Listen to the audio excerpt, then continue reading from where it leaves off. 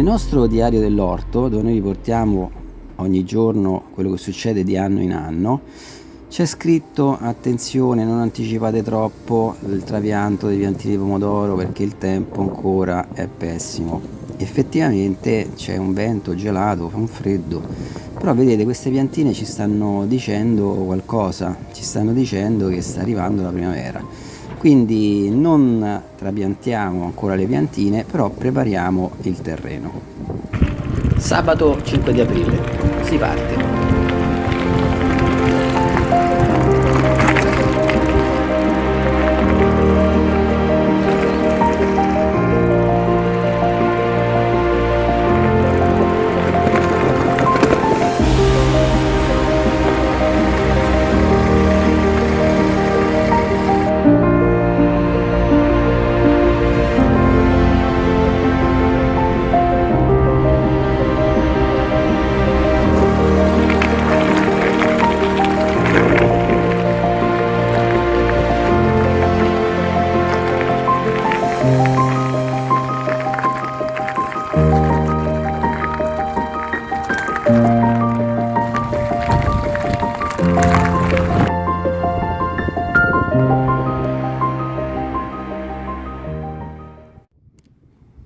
Sentite che silenzio? È un silenzio profondo di pace. Guardando queste colline si scopre un altro mondo, un mondo sereno, bello. Si avverte una sensazione di pienezza, non si desidera altro. È quella beatitudine che diceva Pia Pera, una donna fantastica che ha colto appieno le bellezze della natura, dell'orto, del giardino.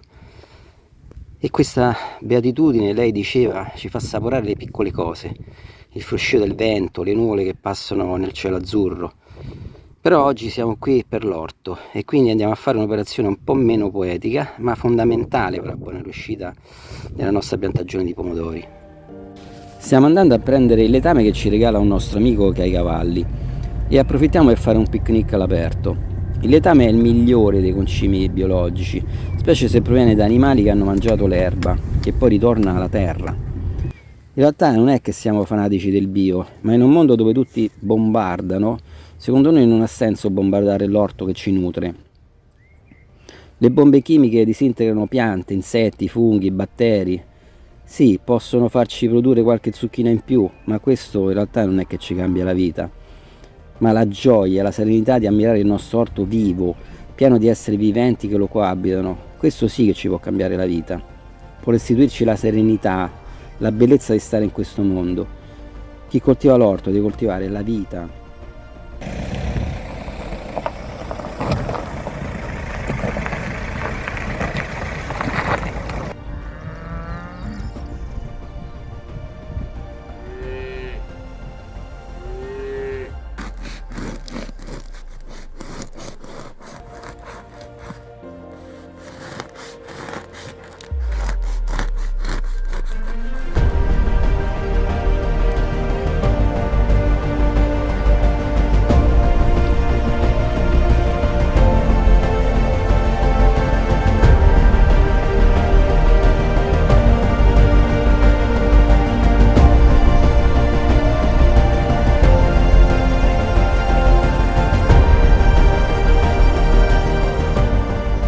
Il letame di cavallo è ricco di azoto e potassio, deve avere almeno un anno di maturazione per essere utilizzato.